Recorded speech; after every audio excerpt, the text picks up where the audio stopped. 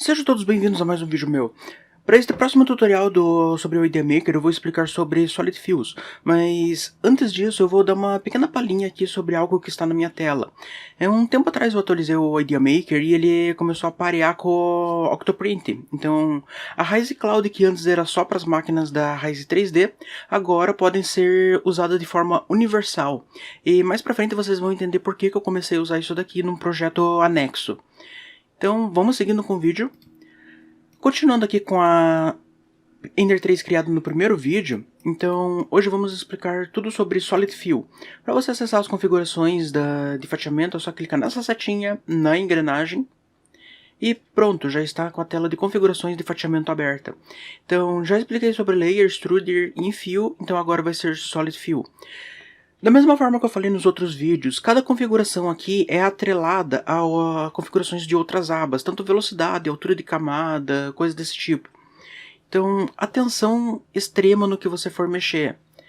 Então, basicamente, o Solid Fill ele vai ser responsável por configurações de camada de topo e chão. E como vocês podem ver, né, o Idea Maker ele não facilitou muito. Mas vamos lá. Vou deixar essa configuração padrão que está aqui, tudo do jeitinho que está. E vou salvar. Daí, para me auxiliar nesse vídeo, eu vou adicionar um pequeno cubo de calibração. Um cubinho 20 por 20, só que eu vou redimensionar ele para 50 por 50. Assim fica um pouquinho maior e mais fácil de colocar no vídeo. Então, o próximo passo agora é dar uma fatiada para ver do que se trata.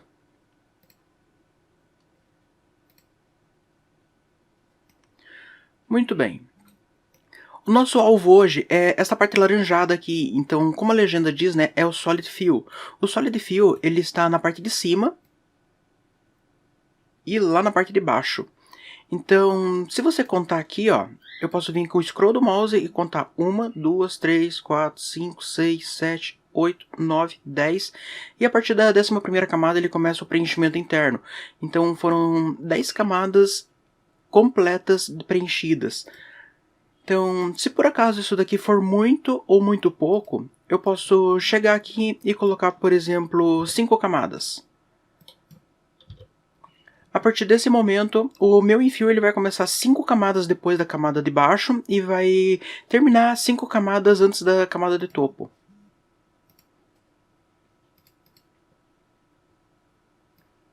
Então agora, eu vou ter 1, 2, 3, 4, 5 e na sexta começa o preenchimento interno. E daí na camada de topo eu vou descer 1, 2, 3, 4, 5 e já começa o preenchimento interno. Então o Solid Fill basicamente só mexe nessas duas partes da impressão 3D. Mas então, para que todo aquele monte de configurações que tem lá?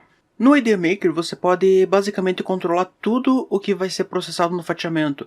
Por isso que eu sempre estou frisando, né, para vocês tomarem muito cuidado com as configurações que vocês forem usar.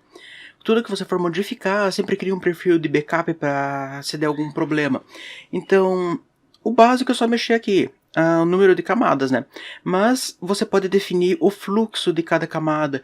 Então, como referência dessa imagem que eu coloquei na tela, se tiver muito pouco fluxo, você pode regular por aqui, mas isso só vai acertar na camada de topo. Então, isso daqui já envolve calibração da máquina. Então, você pode colocar aqui, por exemplo, se as linhas estiverem muito espaçadas, você pode colocar 110% aqui para ter um pouquinho mais de fluxo durante a impressão, apenas nas camadas de topo e chão. No caso aqui eu deixei em 100%, então ele só vai mudar apenas na camada de chão. Voltando para 100%. Isso daqui eu não vou demonstrar ali atrás porque não vai afetar as linhas de fatiamento. Isso daqui afeta diretamente na impressora. Daí aqui embaixo nós temos padrões para definir o que queremos na camada de topo e chão. Então não vai ser tão complexo quanto o Infill interno, né? Mas aqui dá para utilizar alguma coisa. Como uma impressora 3D nada mais é do que uma CNC, o padrão concêntrico foi preservado, que o concêntrico ele nada mais é do que o jeito que uma CNC trabalha. Ele vai fazendo linhas circulares para manter uma peça limpa. Só que na impressão 3D, o ideal é retilínear, que ele vai fazendo linhas paralelas. Então vamos deixar o concêntrico aqui, pois quem está começando não sabe o que é isso. Então, como vocês podem ver, né, eu só mudei para concêntrico apenas na parte de baixo, bottom. O Solid continuou com linhas. Mas então, o que mudou aqui exatamente? O padrão de cima ele continua com linhas de 45 graus, mas lá na parte de baixo o padrão já mudou. Esse tipo de padrão aqui pode não ser muito útil na impressão 3D, mas futuramente talvez eu poste um vídeo sobre uns efeitos legais que dá para aplicar com esse tipo de padrão. De qualquer forma, o recomendado mesmo é que deixem sempre o rectilinear, porque ele vai dar uma resistência estrutural na peça. Oposto do concêntrico, que vai ficar uma linha em cima da outra, o rectilinear ele passa linhas cruzadas. Então vai ter essa linha aqui em 45 graus e vai ter a outra linha lá em 135 graus. Voltando para as configurações. Um pouco abaixo aqui do padrão de linha, que eu já vou mudar de volta lá para lines, você tem também largura de extrusão. Então, supondo que eu deixe a largura de extrusão na parte de baixo em 500%, vamos ver se ele me permite. No chão ele vai ter 500% de largura de extrusão e no topo ele vai ter 100% de largura de extrusão. Então, o que isso daqui vai alterar? Basicamente, a largura de extrusão é referente ao bico. Então, meu bico está com largura de extrusão padrão de 0,44. Então quer dizer que ele vai colocar 500% referente a esse 0,44. Vamos dar uma olhadinha na diferença que ficou. Então, na parte de cima eu não alterei, então a parte de cima está 100% ok. Mas na parte de baixo ficou essas aberrações aqui. Então, eu não recomendo muito que extrapole nessa configuração, pois isso daqui depende muito da largura do bico. E você não pode forçar a máquina a fazer uma coisa que ela não consegue. Então, explicado isso, vamos voltar para 100%. E a explicação aqui é quando eu devo usar isso daqui? Isso daqui é usado sempre que tiver o mesmo problema assim de fluxo. Você vê que as linhas não se tocam, você coloca um pouquinho a mais ou um pouquinho a menos e aumenta o fluxo. Mas isso daqui já depende da calibração da máquina e então você vai precisar fazer testes para saber se sua máquina precisa ou não dessas modificações. Se você não sabe o que fazer, deixa em 100% e quando tiver um tempinho faça um teste. Próximo campo aqui é Solid Fill Outline Shell. Então, o que seria isso? Quando ele faz aquelas linhas ali em diagonal, ele vai tocar direto na parede da shell. Então, se por acaso tiver algum problema com ela tocar a linha da shell, alguma falta de gap, alguma falta de contato, você coloca uma linha. Vamos dar uma olhada no que isso daqui faz exatamente. Como dá para perceber aqui, né, agora apareceu essa linha aqui fora da shell. Então a shell é essa linha de contorno meio bordosinha e as duas verdes. São 3 unidades de shell que eu tenho nessa peça. Mas apareceu essa quarta linha aqui, que não vai estar no preenchimento interno. Ela só está presente na camada de topo e na camada de chão. E tendo essa linha ao redor da peça, você pode notar também que tem aqui, ó, um espaçamentozinho bem sutil que encosta nessa linha. Então agora ela não vai mais encostar na linha de shell, ela vai encostar apenas nessa linha. Vamos voltar na configuração, pois tem outros ajustes também para se fazer. Então, ainda sobre a parte de Solid Fill Outline Shell, vamos ter mais outras duas configurações aqui que por enquanto eu vou recomendar deixar em 0. Eu não estudei a fundo essa função. Aliás, para ser sincero, eu nem uso essa linha externa. Eu acredito que essa Solid Fill Outline Shell seja usada mais para peças de precisão. Peças onde você precisa de uma qualidade extra. Então, eu não tenho uma exigência tão alta assim. Minhas peças já são boas nas configurações que eu uso. Então, eu não preciso dessa configuração, vou deixar desligado. Então, agora, pulando de um lado para o outro, temos aqui dois campos, duas labels que são praticamente idênticas, só mudando que uma se refere à camada de topo e outra se refere à camada de chão. Então, o que faz isso daqui? Isso daqui ele vai apenas pegar a última camada de topo que ele for fazer, no caso aquela dali que está visível, e ele vai pegar a primeira camada de chão, a primeira camada que ele for fazer de cada parte de chão. Então, eu vou habilitar aqui um só para brincar um pouquinho, e como vocês podem ver aqui, né, o meu preenchimento de topo e chão ele está em formato de linhas, mas aqui, só para brincar, eu vou colocar em concêntrico. Vou deixar uma unidade de cada um e vou salvar. Então, mas eu falei agora há pouco, né, que não podia colocar essa camada concêntrica aqui porque pode danificar estruturalmente a peça. Só que, neste caso aqui é uma exceção. Então, neste caso aqui, ele vai apenas colocar nesta camada que está visual. Nas camadas de baixo ele continua linha cruzada. E linha cruzada é o melhor para você manter uma resistência estrutural da peça. Basicamente essa função só serve para isso. Então, lá você vai poder regular fluxo, você vai poder regular largura, vai poder fazer umas brincadeirinhas legal. Mas isso daqui exige teste e refere-se também à calibração da máquina. E outro detalhe, né, que eu venho frisando sempre, uma configuração aqui está atrelada à outra, então quando tiver em porcentagem aqui, quer dizer que ele vai depender de outra configuração, no caso, configuração de fluxo que está aqui na largura de extrusão, 0.44. Próximo campo aqui é o ironing, ou passar a ferro, como muitos conhecem. Para que serve isso? Estão vendo nessa última camada?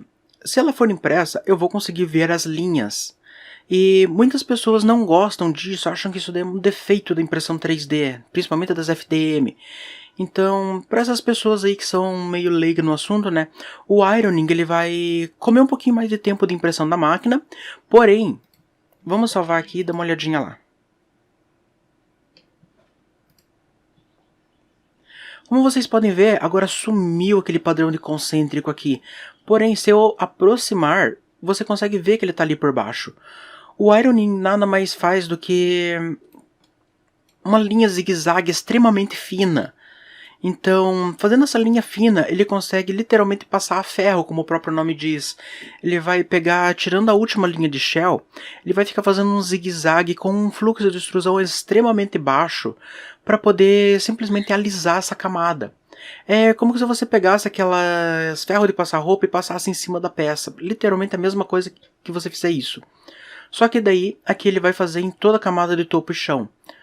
Isso daqui é uma sobreposição em cima do Simplify, que o Simplify ele não tem essa função. Daí voltando aqui nas configurações, no ironing eu só tenho apenas dois campos para poder mexer.